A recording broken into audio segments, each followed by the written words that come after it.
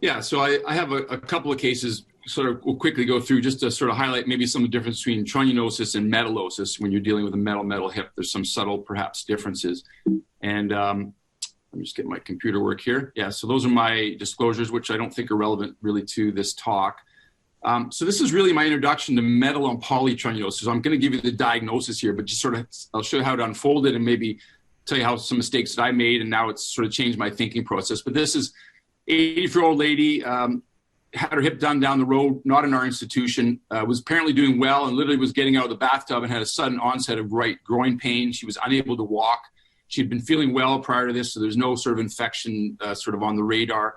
She had a metal on poly hip done about 10 years ago, so 2006. So this case happened about 4 years ago. Previously, she'd been functioning well.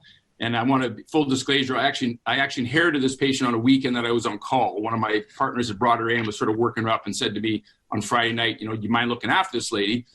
These are her x-rays. I mean, I'm not going to ask someone to tell me what's wrong here. The cup is not in a good position anymore.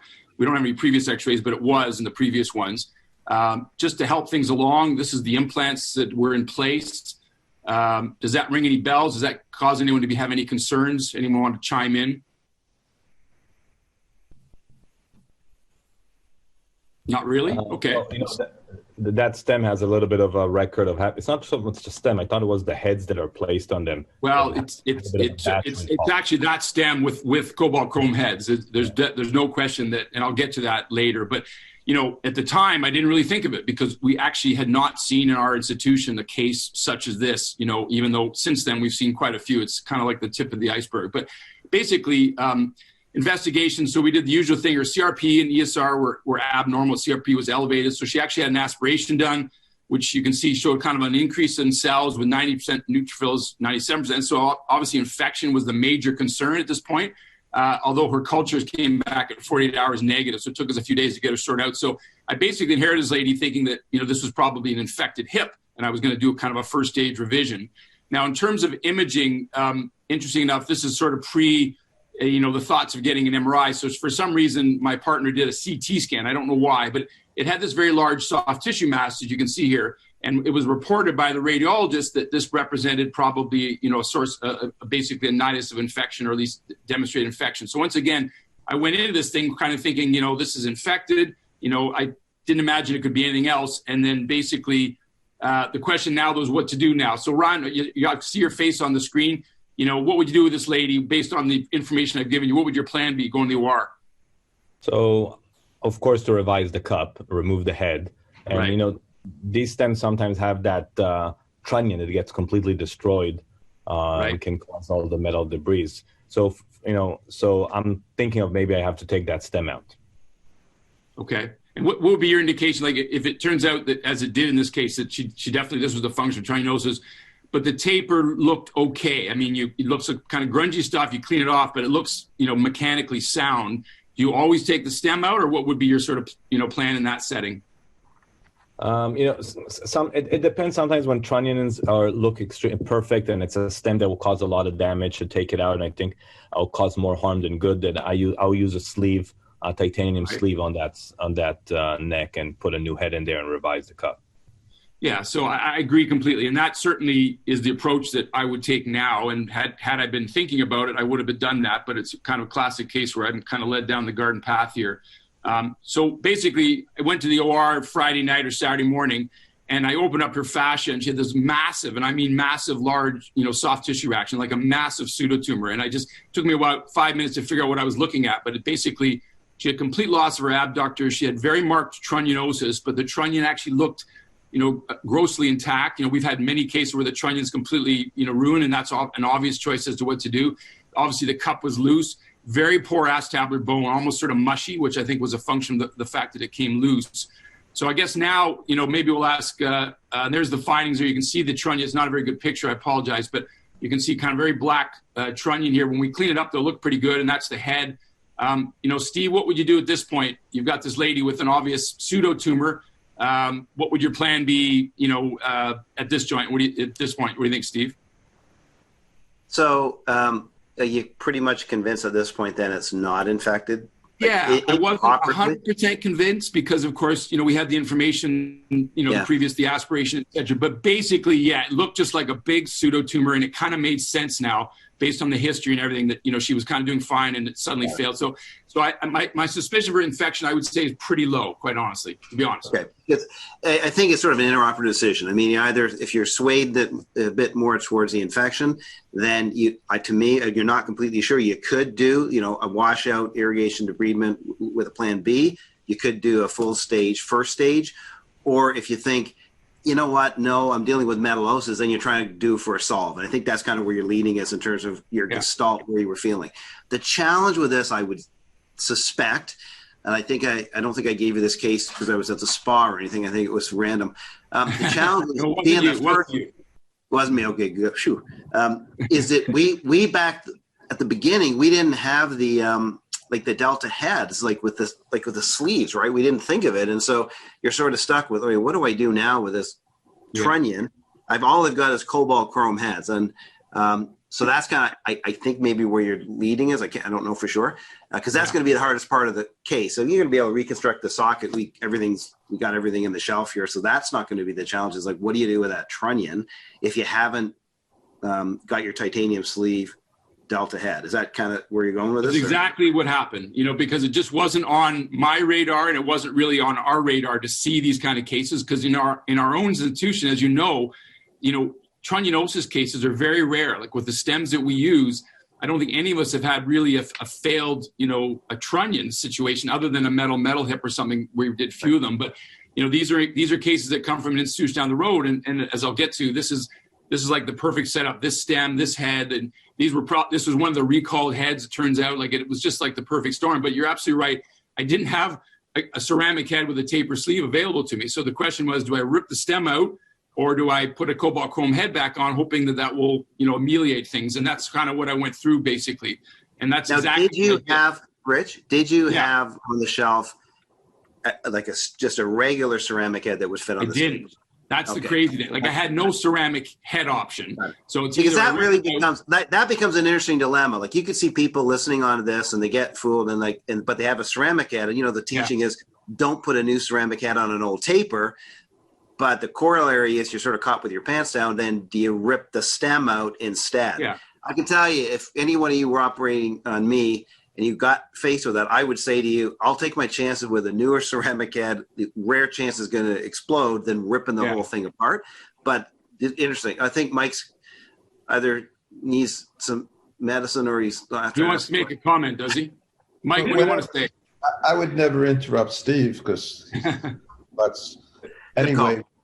So we had as you know, I think you were asking me initially, we had an epidemic of these in our area, and we reported on this a lot.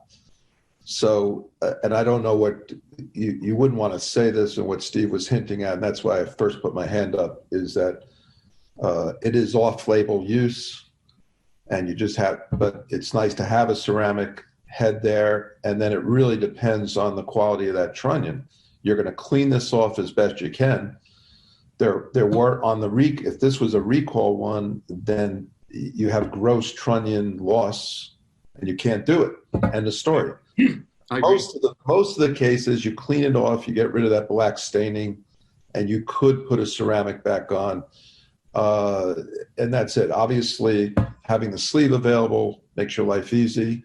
We had a lot of these types of cases. The only caution, and I believe you're heading towards, you got by here, the nervous part of these cases, there were a percentage of these cases that not only did they have the trunnionosis, they were also infected. Sure. And when you see that 97% poly, you got to be a little concerned. If you have an institution that can do frozen sections and get a number of those, look at those, but even that can be misleading. You could. Yeah. Well, that's exactly my thought process. I mean, yes, we can do frozen section, but could someone differentiate infection versus a pseudotumor? I mean, I don't think so. I wouldn't trust them to tell me clearly what's one or the other. So I'll just show you what I did, and then we can move on, because I've got another kind of quicker case that I want to get through. But So basically, I was caught with my pants down, basically, and I didn't have a ceramic head or a ceramic head with a taper sleeve. And this lady's 85 years old. I kind of thought to myself, you know what? I'm going to take my chances here. I'll put a cobalt chrome head back on. I'll obviously put a new socket in. And if, her metal ion levels don't drop or there's any issues, I can go back and deal with it. And the funny thing is, so I put in the Trident revision shell. And the reason being is she had no abductors. So I wanted to make sure I had the ability to go to either dual mobility or constrained if needed, which turned out I didn't. And the kind of good news is you can see her levels there. So this was done the next day. Of course, I wasn't thinking about this because I inherited this lady, but you can see their cobalt, typical Trunnionosis numbers, right? Cobalt 7, chromium 1. So it made perfect sense that this is in fact what was going on in this lady. And the good news is I've been following this lady for almost 4 years now, and she's actually done pretty well. Her metal ions have actually returned to normal in spite of the fact she's got a cobalt chrome head on there. And I've done a couple MRIs along the way, and the mass is sort of there, but it's kind of gradually getting smaller. So the purpose of this case wasn't to say that I manage it very well, but I think it's now on my radar that, if I see someone that, has a failure or obviously just pain alone in the setting of a metal and poly hip, it's now something that's become part of our mantra is we get metal ion levels, we start thinking about the trunnion as being a source of the problem. So, does anyone have any other comments at this point? If not, I'll just show you another kind of quick case. Rich, just briefly, when the Rush group, like they really, as described it early on, probably 8-10 years ago now with their cases, and that at the beginning they didn't recognize it either, and they put, same as you, put cobalt chrome balls back on, but the ones that have failed in their series were those early ones where they put the cobalt chrome. So I think lucky you got away. She's probably almost 90, low demand, blah blah blah.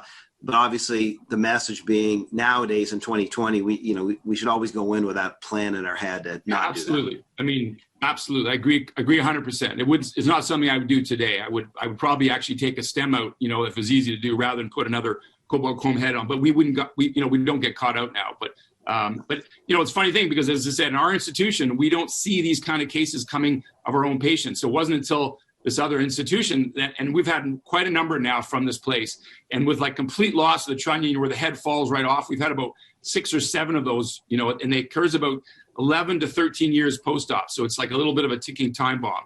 So radiographically, there's 2 patterns, right? You either see a bit of a beaking, like a bird beaking, or the worst case scenario is the ball actually starts to dissociate from the taper and it spins around and it sharpens it like a pencil sharpener. We've seen both are described in the global literature. They're not little problems. Yeah, no, I agree completely. So I'll just quickly go through this case just for the listeners, just to sort of see some of the differences. So this is a case or institution. It was done by one of my partners who's retired, very good surgeon, but it's obviously, it's a metal hip. It's a BHR head, monoblock cup with a synergy stem and a big BHR head. So and it's got a little, to make matters even worse, they had a little taper adapter sleeve, which wasn't probably such a good idea. But basically, this lady showed up in my clinic, and she's about 8 or 9 years following her surgery with basically not only pain, but a very obvious swelling around her hip. Very, very obvious. She's a thin lady, one of the few in our whole practice. So, this time I had a little bit, even though I did this case first, I knew about metal hips, so I started working her up. You can see her blood work was normal, thankfully. She would not go in the MRI scanner because she had some issues with claustrophobia. So she agreed to have an ultrasound, which in our institution is actually a very good, I think, screening tool. So basically her ultrasound showed what you can see here, this large sort of fluid mass around the hip, certainly consistent with a pseudotumor. And as I said, nowadays we favor an MRI, but I think an ultrasound is still a really good screening tool. And I don't know about you, Steve, I do them all the time in patients where my suspicion is not super high and I just want to make sure it looks normal. Is that a reasonable thing? Yeah, I think you nailed it, and we could ask others. I mean, at our institution, our ultrasonographers are actually excellent. We are one of the last places to stop doing screening ultrasound DVTs because actually, like on discharge, because they were so darn good at it. So I think we're fortunate that we get good, and it's a lot quicker. In Canada, getting an MRI access is not always the easiest thing in the world, where an ultrasound, they can do this for us pretty quickly. Yeah, okay, so thank you. So I'm going to just go on. So in this case, we did do blood work, and I just want to show you the numbers. This is pretty impressive. So this is her chromium. These are micrograms per liter, not nanomoles per liter. So these are ones that should be like, under 1.